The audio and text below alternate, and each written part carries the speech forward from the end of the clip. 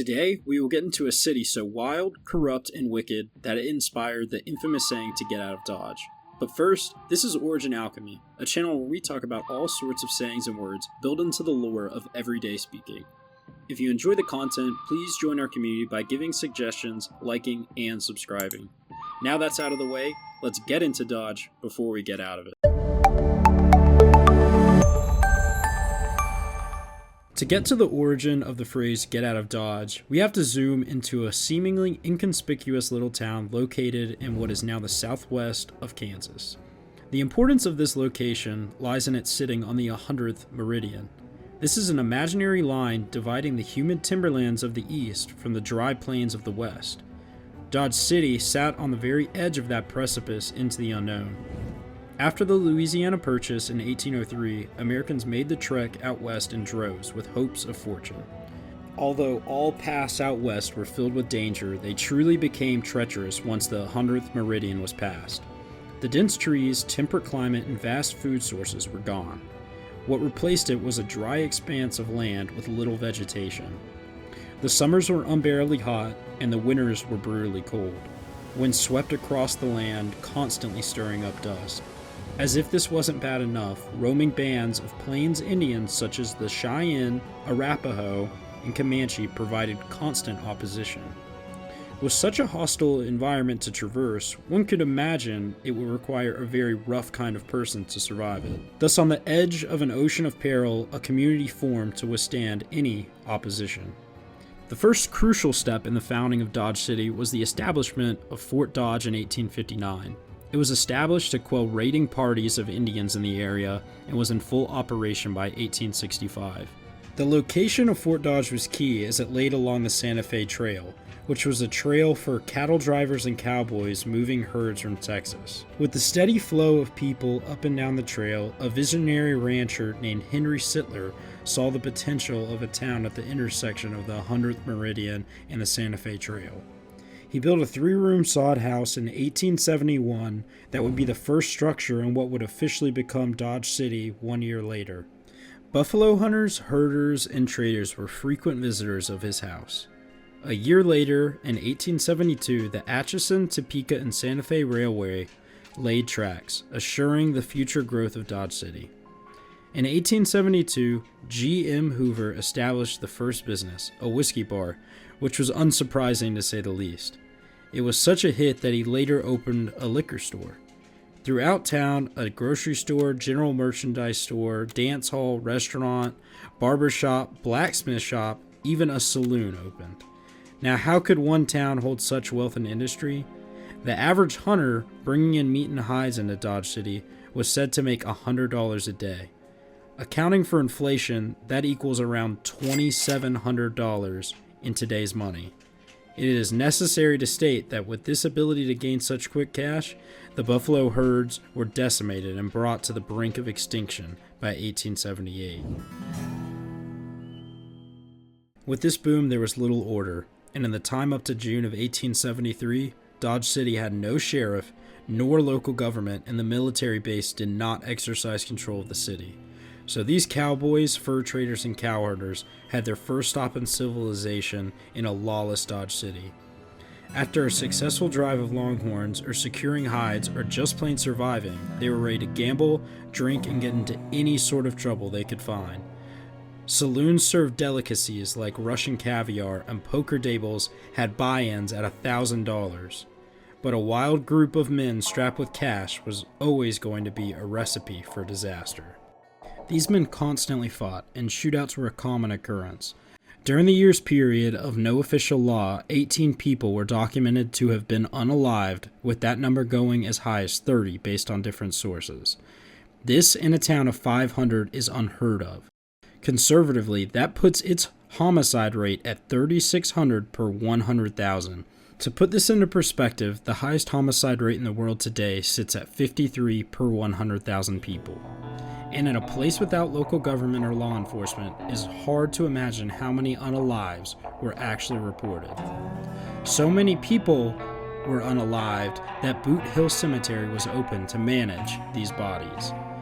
It got this name from men being buried having had passed away while still in their boots. With the bodies piling up, a man named Billy Brooks was named the unofficial sheriff. He immediately set to work and is credited to have sent or almost sent 15 outlaws back to the lobby in his first month. Famously, the brother of a man Brooks unalived conspired with 3 others to seek revenge. Instead, Brooks turned the tables and unalived all 4 men. Though, his luck ran dry when some local cowboys went on a drunken rampage at a dance hall. Brooks chased the men out of town, but was shot 3 times in the process. After this, Billy Brooks retired. Even a vigilante committee was assembled to suppress the rampant crime. Brooks could not fully stop himself. With men taking justice into their own hands, things got out of control, including an instance in March of 1873 when an owner of a dance hall chased a rowdy man out of his business and shot him. He then turned to onlookers as the man slowly passed away and stated, "I'd better shoot him again, hadn't I, boys?" This escalation came to a head on June 3rd of 1873 when 2 vigilantes sent a man back to the lobby named William Taylor. He was employed by the commanding officer of Fort Dodge, Colonel Richard Dodge. The hammer was brought down and the government sent in troops to detain 6 of the most well-known vigilantes. 2 days later, on June 5th, Charlie Bassett was named sheriff. He brought with him infamous men of the time such as Wyatt Earp and Bat Masterson, which each are deserving of their own video. These, among the other men he brought, weren't your modern-day police officers, as many of them were also famous gamblers in the city. It was going to take men living on the edge to defeat those that had gone over it. This group of men was rather ironically named the Peace Commission.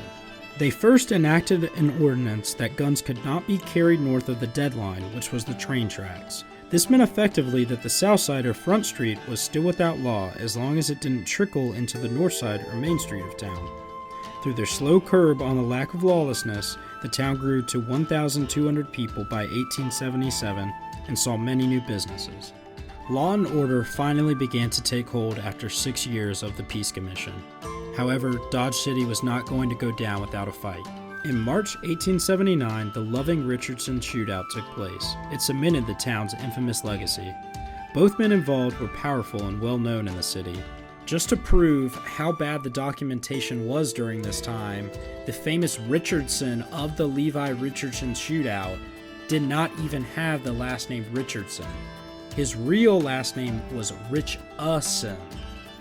Nevertheless, Levi Richardson had cowboyed in the early days for Henry Sittler and was an experienced buffalo hunter. Frank Loving had become a local celebrity from his gambling. He was said to be a desperate kind of man, and neither were the type to back away from a fight. The 2 men's rivalry had initially sprung up over Mattie Loving, Frank's wife. After that, little disputes and rumors further grew their hatred of one another. The first instance that led to physical violence was when the 2 men came face to face on the lawless Front Street. Richardson punched Loving in the face. Being unarmed, Loving decided to leave the scene. Richardson, seeing Loving as a coward, swore then and there that he would blow the guts out of that cockeyed son of a... and you can fill in the rest.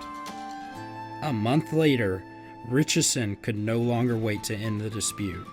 He got his affairs in order and gave his personal papers to a friend. He went to the famous Long Branch Saloon where Loving was a regular patron at 8 p.m. to lie and wait. To ease his troubled mind, he began to drink liquor, but the clock kept ticking and Loving did not show. However, just as he got up to leave, Loving came through the doors. Richardson turned and followed. The 2 sat at a dice table and immediately began a heated argument.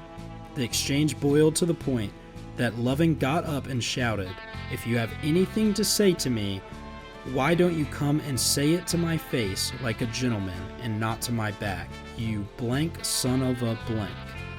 Richardson jumped up and said, "You wouldn't fight anything, you blank blank." Loving then remarked, "You try me and see." Richardson promptly drew his pistol, and Loving drew his in response. Then chaos erupted as the men fired on one another at point-blank range. The saloon filled with smoke, and patrons sought whatever cover they could find, with one man hiding the whole shootout in an ice chest. Richardson chased Loving around the place until they reached a stove, while they both still exchanged fire. Loving got cover behind it, while Richardson tried to get an angle to finish him off. Meanwhile, Sheriff Bassett heard the gunfire and rushed to the scene. He saw the two men chasing each other around a billiard table while firing rounds. Bassett disarmed Loving while Sheriff Duffy wrangled with and then detained Richardson. The fight was seemingly over until Richardson took the last strength he could muster to rise and walk towards Loving. He had almost reached Loving when he fell over and succumbed to a fatal gunshot wound to the chest he had received. He had been shot in the arm and the side as well. Remarkably, considering the tight quarters of the shootout, Loving had not suffered a single gunshot wound. The only thing he had to show for it was a slight scratch on one of his hands. Loving was hauled to jail. Soon after, a coroner's inquest showed that Loving acted in self-defense. He was freed and lived the rest of his days a famous man.